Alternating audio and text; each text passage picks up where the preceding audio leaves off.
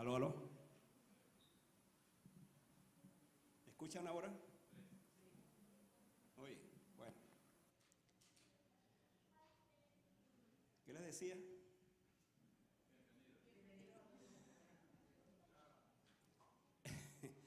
Qué bendición estar en la casa del Señor, hermano, otra vez y poder ser parte del compañerismo y todo lo que hacemos aquí esta tarde.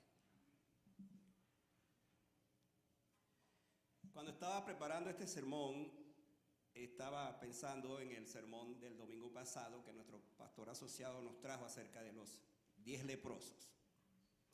Y está interesante que hay una conexión en todo esto, porque justamente ahora Jesús está entre la frontera de Galilea, Samaria y Jericó. ¿Pero a dónde va Jesús? Jesús va camino a Jerusalén. Jesús va camino al Calvario. Jesús va a celebrar la Pascua. Y antes de esto, precisamente Jesús se encuentra con los peregrinos que van a esta celebración y de repente se encuentra con algunos fariseos que le hacen la pregunta acerca del reino. Jesús, además de responder a la pregunta hecha, aprovechó la ocasión para darle detalles a sus discípulos acerca del reino y acerca de la pregunta hecha por en este caso por los fariseos. De esta manera Lucas explica en este pasaje acontecimientos que fueron y que vendrán acerca del reino de Dios en 2 tiempos. Y esta es la parte que quiero que ustedes tengan muy en cuenta cuando voy a tratar de explicar y por supuesto predicar acerca de esto. Porque hay un reino de Dios ahora. Hay un reino de Dios que ya llegó. Hay un reino de Dios que está con nosotros, pero hay un reino de Dios que viene por nosotros. Y estas son las 2 verdades que este pasaje nos va a ilustrar esta tarde. Significa que el reino de Dios que comenzó, ya fue inaugurado. Jesucristo lo inauguró cuando vino. Pero entonces nosotros estamos esperando la consumación de ese reino. Por eso hablamos de un reino ahora y un reino aún no todavía, que tiene que ver con la segunda venida de Cristo. Ahora, ¿por qué esta doble visión? ¿Por qué estos 2 aspectos de este pasaje? Porque precisamente Dios, hermanos, creó a la humanidad con la sensación inherente de que este mundo no es todo lo que hay. A veces, incluso los creyentes vivimos como si esta vida es la única que tenemos. La verdad es otra. Este mundo fue hecho, pero un día este mundo será deshecho. Este mundo se acabará. Porque Dios nos hizo para una eternidad. Y eso fue el propósito de su creación original, para que vivamos para siempre con Él. Lamentablemente el hombre que le desobedece entonces irá a otro lugar. Es interesante que nosotros no somos como dijo Shakespeare, aquel célebre escritor británico, en la obra Macbeth, que dijo lo siguiente, esa obra, hablando del mundo, hablando de todo esto. Dice que es una sombra andante, un cuento contado por idiotas, lleno de ruido y furia, que no significa nada. Hermanos, nosotros no creemos esto porque lo que sí creemos es que este mundo tiene un dueño que se llama Dios y este mundo tiene un final que va a ser dirigido, por supuesto, por nuestro Señor en su reino eterno. Esta presente vida nos prepara entonces para una eternidad que ha de venir. Quiero invitarles entonces para que, considerando este tema, pensando en estas 2 verdades, nos ubiquemos en la primera, que es, hay un reino de Dios inaugurado ahora. Y ese pasaje lo encontramos en el versículo 20 y 21. Tengan ahí sus Biblias abiertas y allí vamos a estar entonces analizando ese versículo. Repito, Lucas capítulo 17, dice el versículo 20 y 21. Preguntado por los fariseos, ¿cuándo había de venir el reino de Dios? Le respondió y dijo, el reino de Dios no vendrá con advertencia, ni dirán helo aquí o helo allí, porque he aquí el reino de Dios está entre vosotros. Yo quiero que ustedes fijen esta palabra final. El reino de Dios está entre vosotros, porque es la que nos va a ayudar a entender toda esta parte de esta primera, diríamos, declaración que aparece en la Biblia acerca del reino de Dios. Lo primero que vemos aquí es que el reino de Dios está presente, pero que para el momento cuando Cristo vino estaba desapercibido. Estaba allí, pero no había sido notado. Así que la pregunta de los fariseos se basaba en su propia interpretación de la profecía y se debía a que ellos hablaban a menudo, o se escuchaba este término. Jesús hablaba acerca del reino de los cielos. De hecho, Jesús, cuando comenzó su ministerio, ¿qué fue lo que dijo? Arrepentíos y convertíos, porque el reino de los cielos se ha acercado. Ellos escucharon acerca de esto, pero se seguían preguntando: ¿dónde está el reino de los cielos? ¿Dónde está el reino de Dios? El problema para los fariseos es que ellos entonces creían en un Mesías que vendría con otro propósito. Ya nosotros hemos estudiado bastante acerca de esto. Pero al final entonces Jesucristo va a decirles que el reino de los cielos ya está entre vosotros, ya está aquí. Entonces ellos decían: si está aquí, ¿cuándo se va a establecer ese reino? Otra vez, ellos pensaban, en su mente estaba la llegada de un Mesías al mejor estilo de esos generales, de esos conquistadores, quizás como un tipo César, algo así, que vendría para conquistar, para pelear por ellos. Entonces se preguntarían ellos: si tú eres el Mesías, ¿cuándo establecerás el reino de Dios? Esa era la pregunta. Otra vez Jesús le va a decir: ustedes no han entendido que el reino de Dios ya está con vosotros, ya está en nosotros. Y hermanos, es interesante esto porque nos hace pensar que muchas veces nosotros vivimos también con la misma, diríamos, actitud de los fariseos. Pensamos que el reino de Dios viene, es verdad, viene, pero el reino de Dios ya está con nosotros, ya lo tenemos, ya está con nosotros. Y voy a hacer muy énfasis en ese sentido: ¿por qué está con nosotros? Esto revelaría entonces la respuesta precisa, pero evasiva de Jesús para ellos, y que Él la va a explicar mejor a sus discípulos. Esto me llama la atención en este pasaje, porque Jesús se va a dedicar a explicarle a sus discípulos, no a los fariseos, acerca de por qué el reino de Dios está aquí o viene más adelante. ¿Qué dice el versículo 22? Dijo a sus discípulos entonces, aquí cambia: tiempo vendrá cuando desearéis ver uno de los días del Hijo del Hombre, y no lo veréis.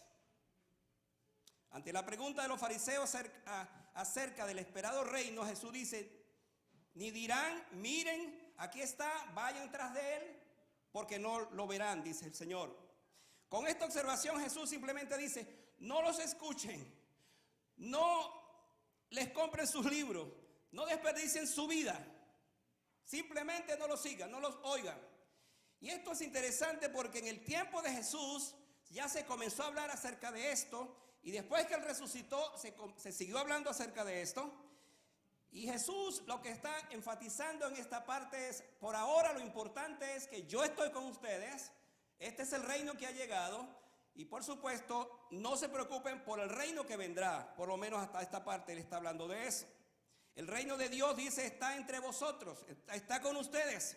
Entonces, ¿cuál es el punto? ¿Cuál es la idea de esto? Hermano, que Jesús es el rey y ese reino ha comenzado. Entonces usted se pregunta: ¿pero cuándo comenzó? ¿Dónde comenzó? Les tengo esta noticia que usted debe saberla. El reino, ese reino del cual estamos hablando, comenzó el día que usted le abrió su corazón a Jesucristo. En ese momento comenzó el reino de Dios en su corazón. Entonces una cosa que yo debo saber es que ese reino de Dios ya está aquí, porque está en mi corazón. No estoy pensando entonces en un lugar geográfico, en un sitio particular de ese reino, porque el lugar que ese reino tiene es mi corazón, está en mi corazón, porque Él vive en mi corazón. ¿Es Jesucristo su rey? ¿Es Jesucristo su rey? Porque esta es la verdad, hermano, más gloriosa que nosotros entendemos ahora por la palabra de Dios, que Él es rey. Al principio lo desecharon, pero aquellos que le hemos conocido, ahora Él es nuestro rey. Entonces Él reina ahora, Él es nuestro rey. Es verdad que Él viene, pero Él ya vino. Esto es lo interesante de este pasaje. Él viene, pero ya vino, está con nosotros. El reino no es solo una idea futura, como dije, y lejana, quizás en un lugar de la tierra. El reino es ahora mismo. Cuando pensamos en esto, a veces tenemos la idea del reino de Dios como un lugar geográfico, donde está Dios. Y volvemos a la misma idea. El Dios reina en los cielos, Dios reina en todas partes, pero hermanos, Dios reina en nuestras vidas, Dios reina en nuestros corazones. Así que es cierto que ha llegado, está con nosotros. Y hermanos, ¿sabe cómo se ve este cumplimiento? Porque cuando regresamos a Lucas capítulo 4, allí vemos a ese Mesías inaugurando su reino. Cuando precisamente él dice que hoy se ha cumplido esta palabra, cuando allí en la sinagoga comenzó precisamente a hablar acerca de esto. Él dijo allí en Lucas 4, hablando de esto, hoy se ha cumplido esta palabra. El Espíritu de Dios está sobre mí por cuanto me ha ungido para dar buenas nuevas a los pobres, sanar a los quebrantados de corazón y anunciar el año agradable del Señor. Allí se inauguró el reino de Dios. De esta manera entonces vemos que era necesario que se cumpliera ese reino de Jesús llegando en ese momento, porque hasta el día de hoy es como lo conocemos. Todo aquel que conoce a Jesucristo como su Salvador, entonces en él comienza ha nacido, quiero decir, el reino de Dios. Ha comenzado el reino de Dios. Y ese reino se va a consumar, por supuesto, cuando ya vamos a ver la otra parte, cuando Cristo venga otra vez. Pero déjeme decirle esto. Ve al versículo 25. Este versículo, voy a saltar esto para volver otra vez al 23. Este versículo 25 no está puesto allí por casualidad. Mira lo que dice Jesús en el versículo 25. Pero primero es necesario que padezca mucho y sea desechado por esta generación. Jesús está hablando de su reino, pero dice primero es que suceda esto, que padezca. Hermano, este texto no fue puesto por casualidad aquí. Jesús lo mencionó porque es el corazón de lo que Él quiere decir, de lo que quiere mostrarnos. Dice, primero es necesario que padezca. Y es lo que estamos viendo y va a suceder. Que antes de ser coronado en gloria, Jesucristo fue coronado de espinas. Que antes de ser adorado por los ángeles del cielo, iba a ser odiado, rechazado y cruelmente asesinado. Eso es lo que dice allí cuando menciona, es necesario que padezca mucho. Hermanos, a veces pasamos por alto las implicaciones de este texto en nuestras vidas. Disculpe que esté tomando agua hoy, porque a lo mejor quiero, para darle más inspiración a esto, y quiero también afirmar la importancia que tiene un texto como esto, teniendo mi garganta más clara. ¿Qué dice el texto? Primero es necesario que padezca. Esa palabra, hermano, ese texto que Jesús lo afirma acá, nos hace entender entonces que para entrar al reino de los cielos, usted y yo tenemos que arrepentirnos. Porque la razón por la cual Cristo murió en la cruz fue por nuestros pecados. Y yo no puedo entonces conocer al Rey de Reyes, Señor de Señores, y entrar a su reino a menos que me arrepienta. Y para eso entonces Cristo murió en la cruz. Ahora hay dos cosas interesantes en esto. Una es que cuando Él vino, anunció eso, el reino de los cielos se ha acercado, arrepentidos. Pero luego entonces es la cruz del Calvario, es en la cruz del Calvario, cuando Él muere por nuestros pecados, que entendemos nosotros la necesidad, la importancia de arrepentirnos de nuestros pecados, para entonces poder, en este caso, entrar a ese reino de los cielos. De esta manera entonces el presente texto revela que el reino de Dios no puede llegar a ser, o hasta nosotros, a menos que en efecto nosotros hayamos entendido la importancia de ese arrepentimiento que viene como resultado del sufrimiento y la muerte de Jesús en la cruz del Calvario. La pregunta que surge aquí es, ¿por qué tiene que ser Jesús quien gobierna y reina? ¿Por qué Él y no otro? ¿Por qué Él fue el Mesías y no otro? Y hermanos, aquí viene una verdad preciosa. El Mesías que Israel esperaba era un Mesías político, era un Mesías geográfico, era un Mesías que tenía que ver con ellos para salvarlos de algún yugo, en ese entonces el yugo romano. Pero el Mesías que nos revela este pasaje es alguien que vendría a morir no solamente por Israel, no solamente por los judíos, sino por todos nosotros. Es más, la Biblia va a decirnos que a los suyos vino y los suyos no le recibieron. Pero a los que le recibieron, a los que creen en su nombre, les dio potestad de ser hechos hijos de Dios. Y ahí estamos nosotros. Entonces, en ese sentido, este reino del cual está hablando Jesús, y él como rey, precisamente se nos revela de esta manera. ¿Por qué Jesús?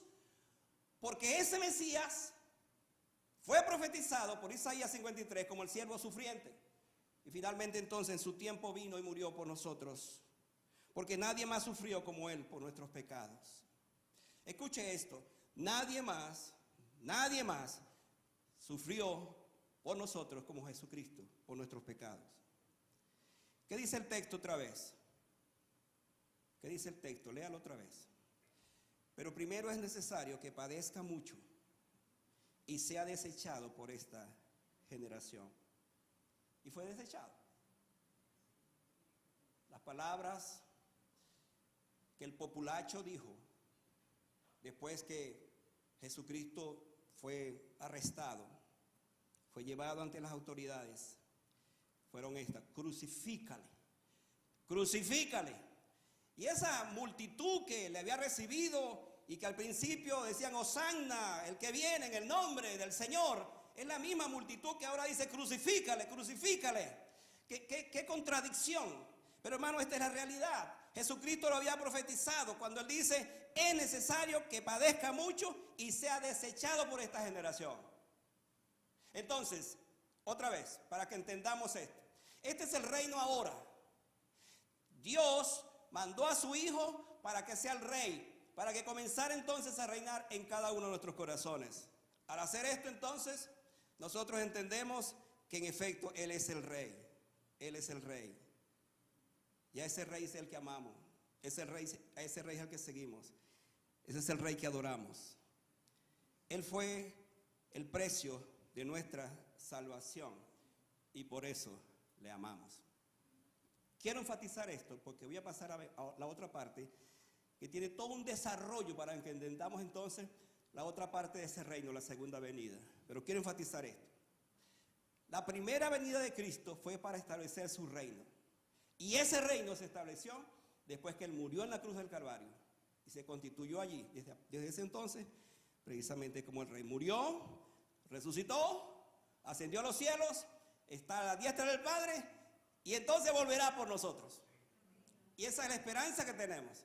Y es allí entonces donde vamos a ver, en efecto, este elemento, esta parte, que es la segunda parte. Hay un reino de Dios que ha de venir. Hay un reino que vino y ahora hay un reino que vendrá. Y aquí, hermanos, voy a abordar 6 cosas.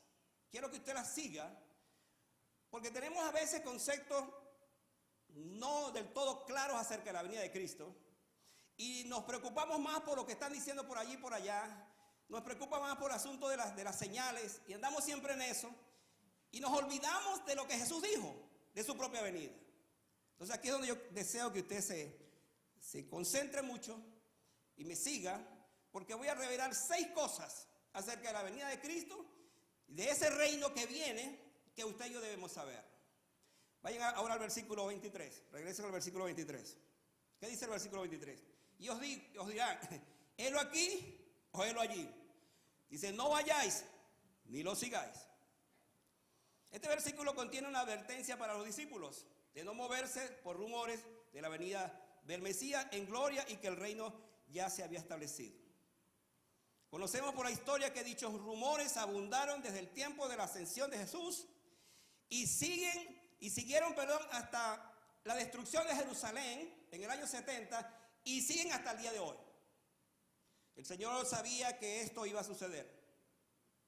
Antes de su venida para establecer su reino eterno, Él dijo esto: se levantarán falsos maestros, falsos apóstoles, falsos profetas, que estarían hablando de las señales casi exactas, casi precisas de su venida. Yo quiero decirles esto antes de seguir lo siguiente. Hermano, nunca como su pastor yo le voy a decir que sigamos esta señal y después de esta señal viene Jesucristo. No haga nunca eso, no siga señales. Porque me sorprende en la Biblia que yo no veo que Jesucristo, los apóstoles, hablan de tales señales. Lo que sí hablan es de la necesidad de prepararnos para la venida de Cristo. Entonces, En resumen, yo no sé cuáles, al fin y al cabo, las señales que se van a dar, aunque la Biblia nos menciona varias de ellas, pero no me importan las señales, lo que me importa es que yo esté preparado para cuando Cristo venga. Ese es el énfasis de esta escritura, y es el énfasis de este texto para que lo entendamos nosotros. El mismo Jesús dijo eso. Van a decir, está aquí, está allí. Y dijo, no vayáis, no lo sigáis, no creáis en lo que está finalmente diciendo. Entonces el Señor nos dice, no escuchen a quienes dicen tenerlo todo resuelto. Ya, está aquí. Que tienen un mapa, tienen los gráficos, tienen señales, ya está todo listo. Se da todo esto y aquí viene Jesús. En esta parte viene Jesús. Pedro nos advierte en su segunda carta que habrá falsos maestros, repito, que introducirán herejías destructoras y negarán al Señor que los rescató. Lo más visible en esto ha sido el predecir la fecha exacta de cuándo Cristo va a venir.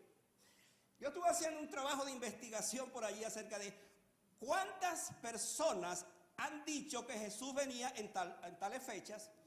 Y hermano, es sorprendente desde muchos tiempos atrás los que han dicho que Jesús vendría en tal fecha.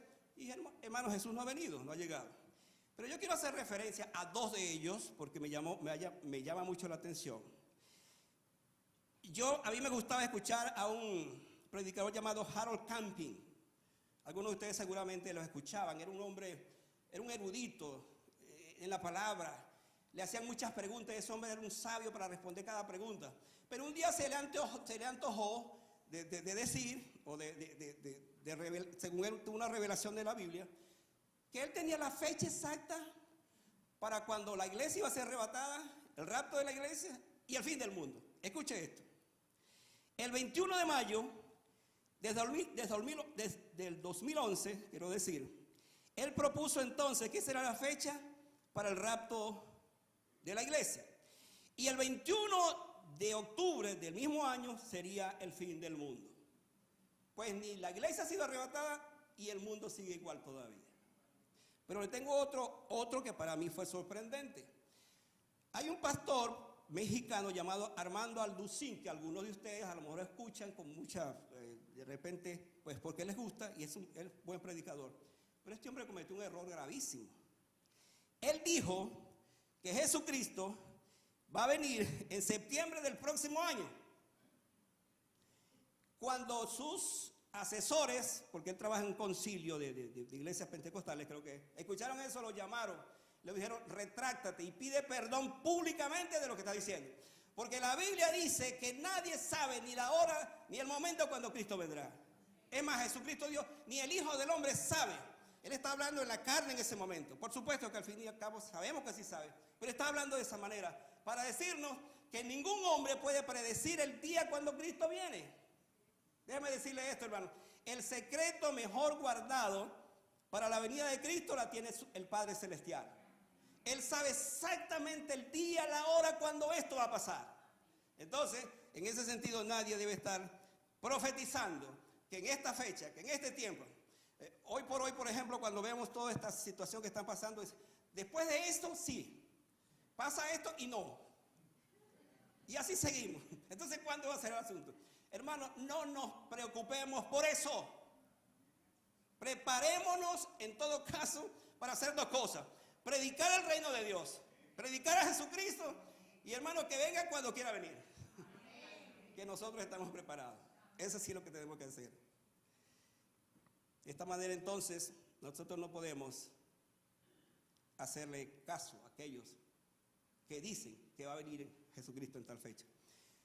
Mi segunda verdad es que esa venida será universalmente visible. Ahora vayan por favor al versículo 24. Miren lo que dice el versículo 24. Esta parte me encanta, hermano. Porque como el relámpago que al fulgurar resplandece desde un extremo del cielo hasta el otro, así también, escuche, así también será el Hijo del Hombre en su venida. ¿Ha visto usted un relámpago? ¿Le gustan los relámpagos? ¿Le gustan los truenos? Ajá. ¿Sabe usted que hay en nuestro país, Venezuela, hay un estado que se llama el estado del Zulia, y hay un relámpago que se llama el Catatumbo. Ese fenómeno solamente existe en ese lugar y es el único en el mundo. Déjeme darle este dato.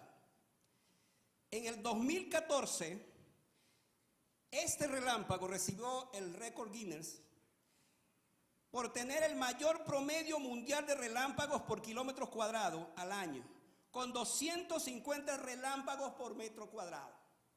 Dice que eso es único en el mundo. Y en efecto, los que vivimos en ese lugar nos acordamos que así fue. Una cosa simplemente impresionante. Pero hermano, el asunto de este relámpago es que está allá, solamente allá, más nadie lo ve. Ahora, les tengo esta noticia. Cuando Cristo venga, habrá un relámpago que será visto en todo el mundo. ¿Y cómo va a ser esto? Bueno, como Dios es el creador de la física, Él entonces arreglará para que los que están por allá por detrás, hablando en este sentido de la tierra que es redonda, y que en esta hora están de noche, nosotros de día, ellos y nosotros veamos eso. ¿Por qué? Porque al fin y al cabo es la presencia gloriosa que ese relámpago está anunciando que Cristo está viniendo, que Él está viniendo. Entonces esa venida será universalmente visible, todo ojo le verá. Es lo que dice la Biblia.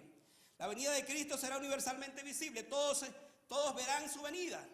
En relación con esto, Jesús es muy específico al decirnos esto. No importa en qué parte de la tierra vivamos, Dios entonces se asegurará de que todos le veamos. La primera venida de Cristo fue media secreta. ¿Sabía usted eso? Media secreta. ¿Por qué decimos esto? Porque solamente algunos vieron. Las profecías se cumplieron. Fue muy reducido a una parte geográfica. Belén, Judea, y allí estuvo su ministerio. Y él, dicen los expertos, que él no caminó más de 200 kilómetros, quiero decir, en su ministerio. Y allí se concentró su ministerio. Y ya sabemos el resto.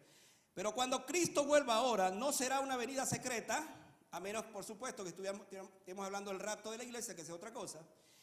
Pero cuando hablamos de esta venida gloriosa, dice que todo ojo le verá. Y hermano, cuando dice todo ojo le verá, es porque todo ojo le verá. ¿Qué significa esto? Que los muertos van a resucitar y van a ver a Cristo. Pablo dice que los muertos en Cristo resucitarán primero y por supuesto le verán, pero también los muertos que resucitarán, que no son de Cristo, también resucitarán para verle. ¿Por qué decimos esto? Porque precisamente en Filipenses 2, cuando se habla de que Dios va a entregar toda la gloria y que será exaltado hasta lo sumo, entonces todos tendrán que reconocer ese día que verdaderamente Él es Jesús. Él está viniendo, Él está descendiendo. Marcos habla de una venida con gran poder y gran gloria. Lucas habla de Cristo viniendo en una nube con poder y gran gloria. Pablo entonces dice, descenderá del cielo con voz de mando, con voz de arcángel y con trompeta de Dios. ¿Qué significa esto? Que todo mundo le verá. Debe darle esta noticia. La televisión no tendrá tiempo para reseñar esa noticia, porque todo mundo simultáneamente va a estar viendo, no una televisión, pero sí en el cielo, que Jesucristo está descendiendo. Ese relámpago que anuncia su venida precisamente es el anticipo de lo que finalmente va a suceder. Esto me lleva a mi tercera verdad, y es que esa venida será repentina e inesperada. Ahora agárrese aquí, hermano, por favor, síganme. Versículo 26. Como fue los días de Noé, así también serán los días del Hijo del Hombre. ¿Qué pasó con esto? Veamos por qué Jesús puso dos grandes ejemplos que ocurrieron en el pasado. El ejemplo de Noé. Noé aparece en la Biblia como el pregonero de justicia. Pedro habla de eso. Por 120 años Noé predicó que iba a venir un diluvio. Que iba a venir un diluvio. ¿Qué hacía la gente entonces? Pues la gente simplemente dice que se casaban y se daban en casamiento y hacían todas las cosas, pero nunca creyeron.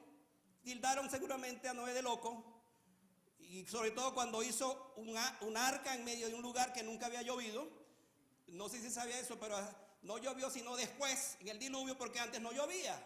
¿Y cómo es posible que este hombre loco está haciendo esto y está diciendo que la tierra va a ser destruida con agua?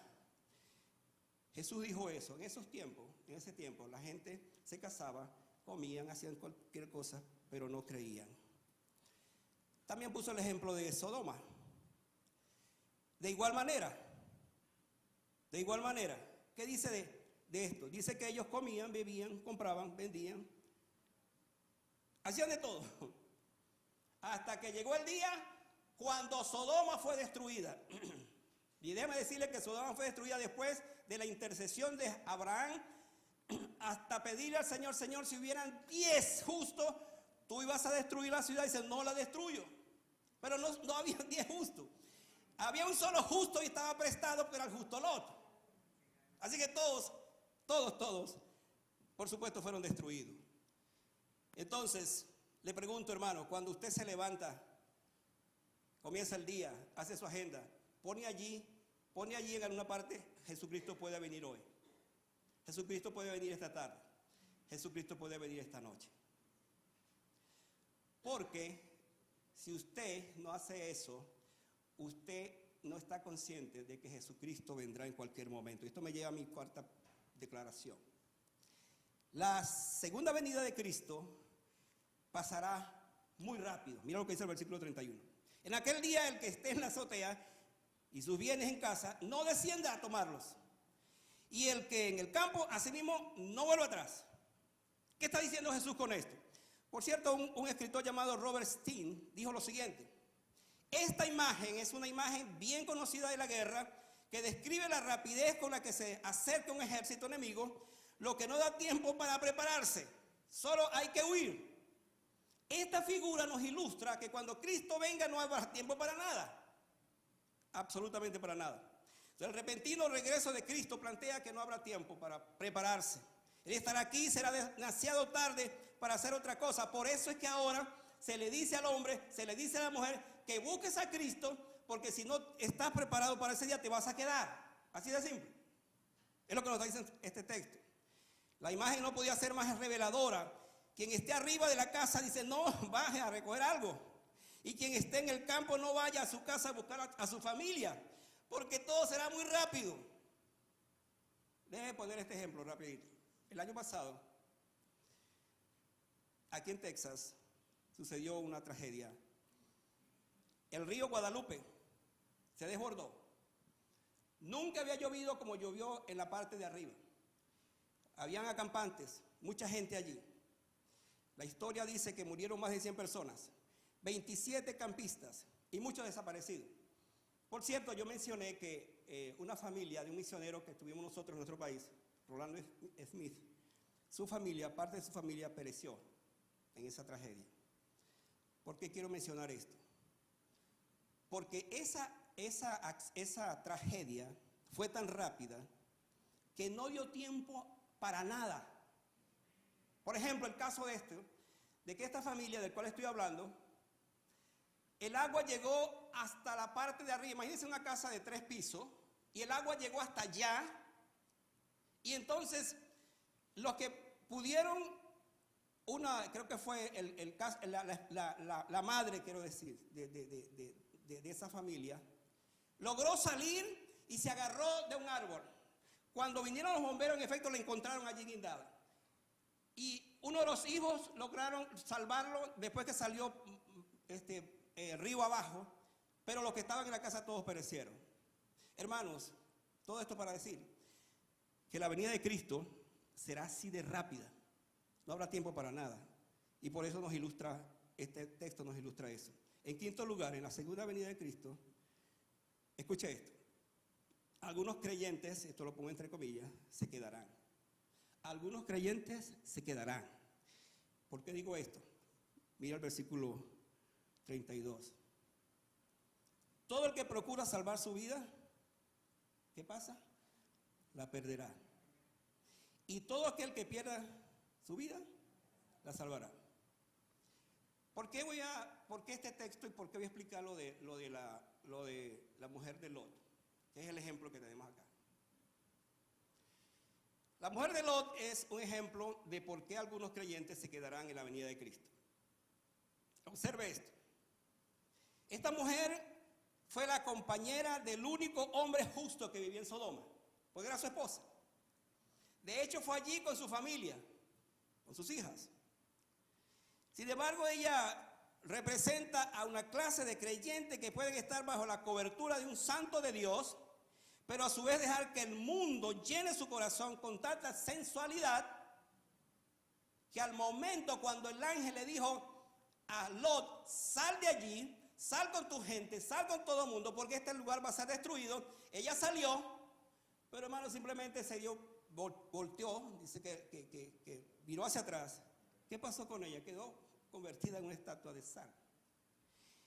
Hermanos, Sodoma habitó tanto en su corazón que frente a la orden estricta del ángel, no vuelvas atrás, no vuelvas tu cara atrás, no vuelvas a mirar atrás.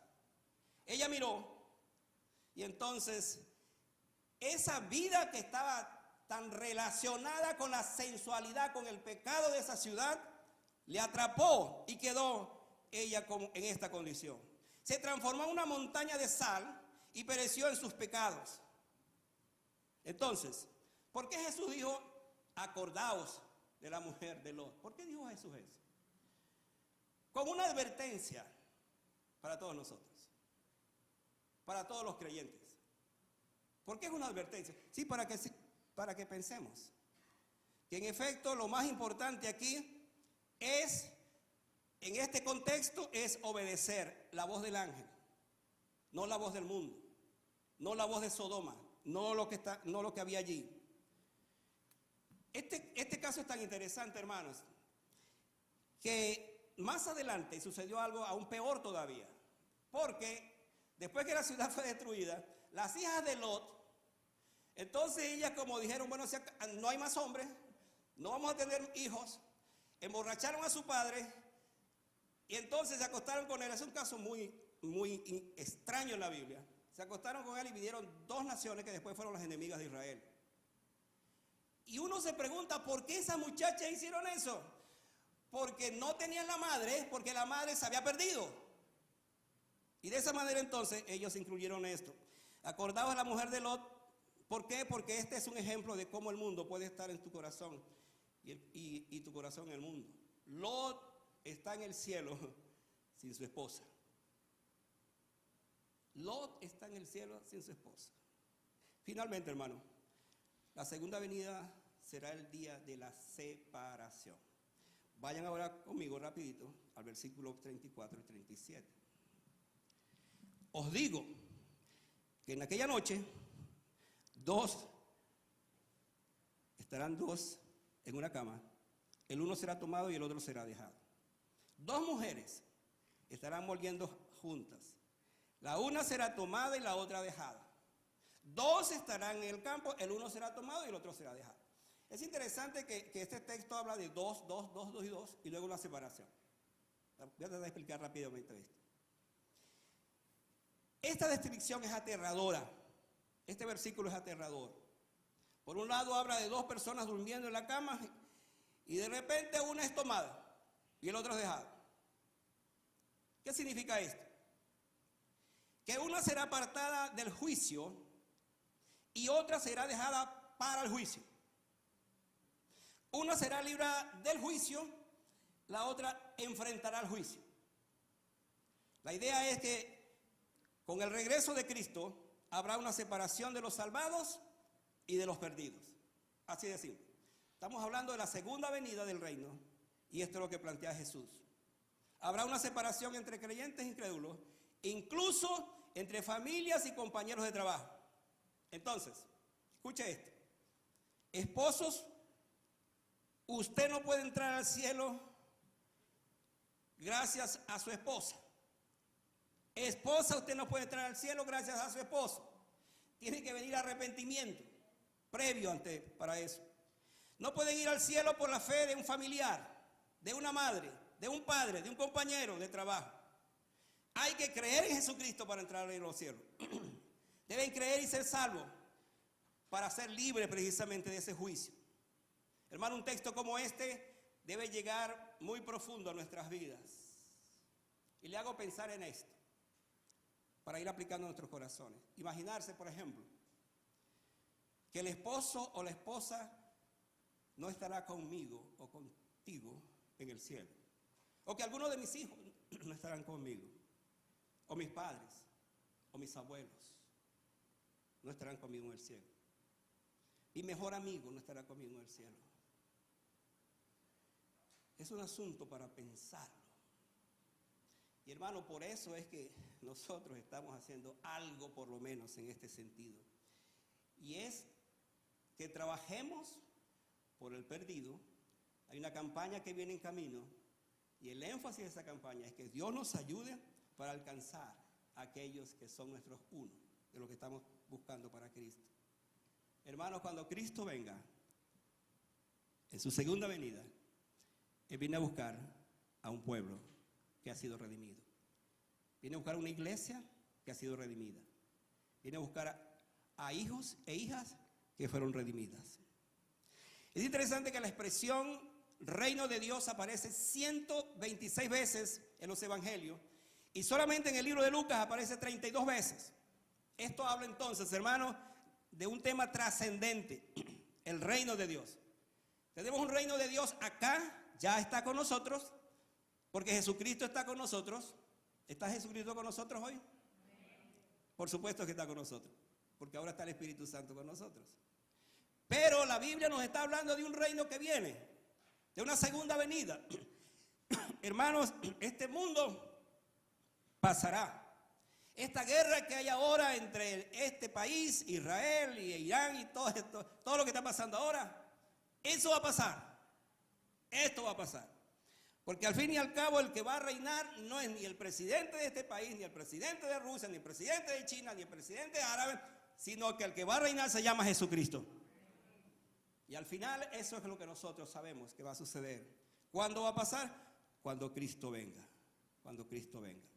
Mira, hermano, este tema del reino fue tan grande para Jesús.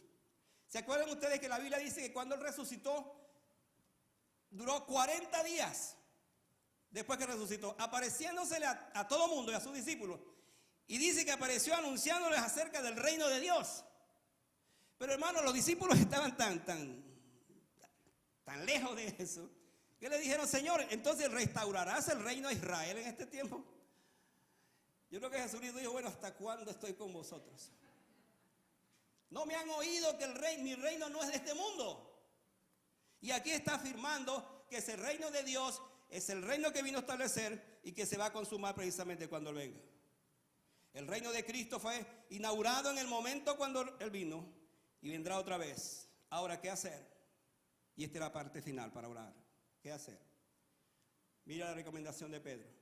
Segunda de Pedro 3, 9 al 7. Dijo esto: el Señor, me encanta esto, el Señor no retarda su promesa, según algunos la tienen por tardanza. Porque mucha gente dice: pero bueno, Cristo viene y no termina de venir. Escuche esto: sino que es paciente. Subraye eso. Es paciente para con nosotros, no queriendo que ninguno perezca, sino que todos procedan al arrepentimiento. Pero dice esto: el día del Señor vendrá. ¿Cómo va a venir? Como ladrón en la noche, en el cual los cielos pasarán con gran estruendo y los elementos ardiendo serán deshechos y la tierra y las obras que en ella hay serán quemadas. Y mire cómo termina este pasaje: puesto que todas estas cosas han de ser deshechas, ¿cómo no debéis vosotros andar en santa y piadosa manera de vivir? Esperando, me encanta esto, esperando y apresurándoos para la venida de nuestro Dios. ¿Sabe usted cuándo nosotros apresuramos la venida del Señor? ¿Cómo la apresuramos? En la medida que trabajamos para Él. En la medida que otros se conviertan para Cristo, estamos apresurando eso. Porque la Biblia dice que será predicado este evangelio en todo el mundo y entonces vendrá el final. Si yo entiendo ese pasaje, si yo entiendo esa profecía, entonces tenemos que hacer eso, predicar el evangelio y cumplir con esa profecía de que en efecto pase en todo el mundo y entonces vendrá el final. Déjeme hacer estas preguntas. ¿Estás listo para la segunda venida de Cristo? ¿O serás uno de los que serán sorprendidos? La venida de Cristo será repentina, inesperada. Además de prepararte, debo preparar a otros. Es aterrador entonces pensar que cómo la venida de Cristo traerá como resultado la separación de las familias.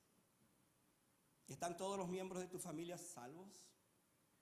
Quiero decir, tu papá está salvo, tu mamá está salva, tus hermanos están salvos. He dicho algo en anterior ocasión y quiero afirmarlo otra vez. Yo duré 30 años orando por mi papá para que se convirtiera. Y no fue sino hasta la última semana que él se convirtió al Señor. Pero hermanos, esta es la oración constante de nosotros, porque no sabemos. Pero sí es orar por la familia. Tus amigos, tus compañeros de trabajo. ¿Estás preparando a otros para el juicio final? Para esto entonces tenemos que decir: arrepentíos, porque el reino de los cielos se ha acercado. Jesús dijo estas palabras al comenzar su reino y las sigue diciendo para que entonces aquellos que no le conozcan ahora le conozcan. La única manera de entrar al reino de los cielos, escuche esto, es que usted se arrepienta de su pecado. La única manera. No piense que por venir a la iglesia, por dar sus ofrendas, por hacer otra cosa, usted es salvo. No, usted es salvo si se arrepiente de su pecado. Y eso es lo que la Biblia me dice. Por lo tanto, usted y yo necesitamos arrepentirnos de nuestros pecados. Y como resultado, saber entonces que nuestro Dios nos ha salvado. Vamos a estar de pie para que oremos al Señor.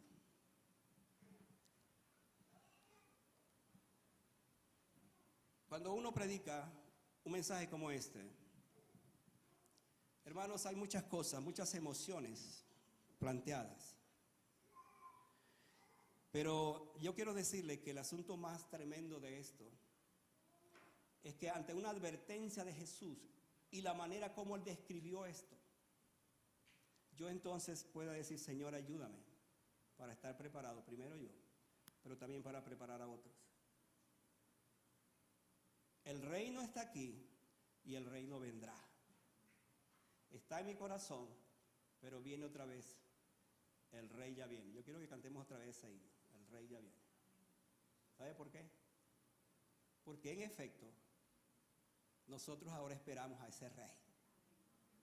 Y ese rey, cuando lo veamos descender en esa nube gloriosa, diremos: ahí está. Ese rey, ese es mi rey también. Padre, gracias por esta tarde, gracias por este tiempo. Oh Señor, qué tema este de la segunda venida. Ayúdanos a amarte como el rey, a vivir para ti. Gracias por la oportunidad que nos das en este tiempo.